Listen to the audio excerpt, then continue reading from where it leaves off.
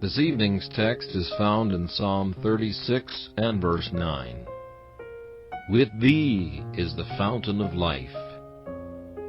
There are times in our spiritual experiences when human counsel or sympathy or religious ordinances fail to comfort or help us. Why does our gracious God permit this?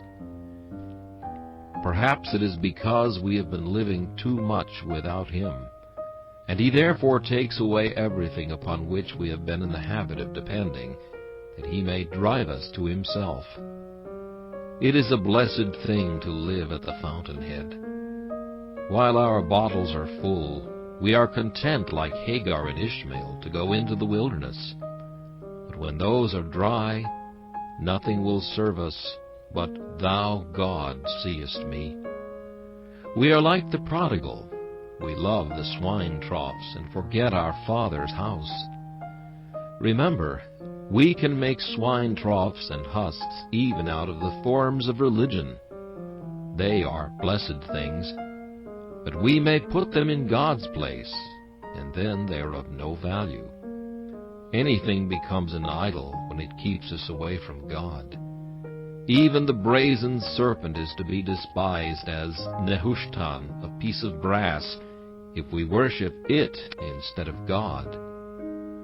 The prodigal was never safer than when he was driven to his father's bosom, because he could find sustenance nowhere else.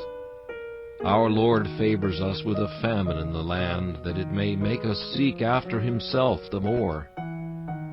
The best position for a Christian is living wholly and directly on God's grace, still abiding where He stood at first, having nothing, and yet possessing all things.